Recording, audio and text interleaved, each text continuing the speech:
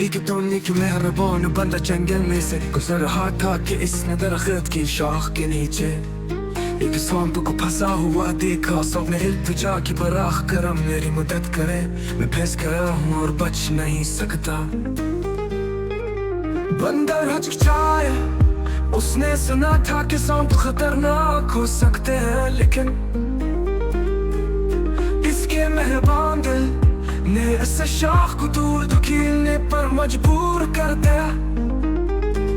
سب باہر نکلا پھر آیا اور پھر چانس اس کا ملے گا. بندر کو کاٹنے کی تیاری کر رہا تھا. بندر نے چونک کر پوچھا تم مجھے کیوں نقصان پہنچاؤ گے, میں نے ابھی تمہاری جان بچائی ہے.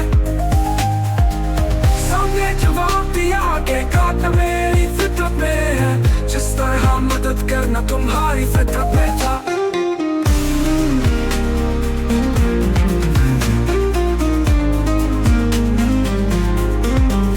بندر جلدی سے ایک درخت پر چڑھ گیا, یہ سمجھ کر کہ مہربانی کرنی چاہیے لیکن آنکھ بند کر کے نہیں. ایک بھوکا بندر کھانے کی تلاش میں تھا کہ اسے سانپ مل گیا. سانپ نے کہا میں مزیدار کلو سے بڑی جگہ کو جانتا ہوں, لیکن اس تک پہنچنے کے لیے مجھے آپ کی مدد کی ضرورت ہے.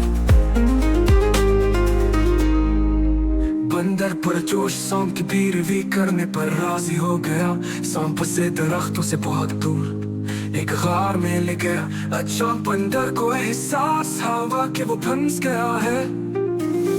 سانپ نے بہکا لگایا بے وقوف بندر, میں نے آپ کو تو کہہ دیا, اب واپس گئے ہیں اور میں اس کے بجائے آپ کو کھاؤں گا.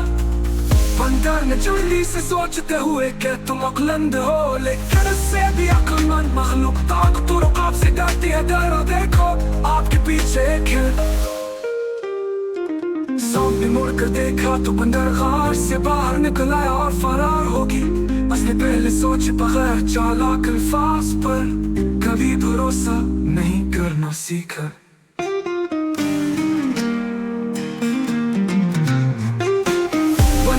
چونک کر پوچھا تم مجھے کیوں نقصان پہنچاؤ گے, میں نے ابھی تمہاری جان بچائی ہے.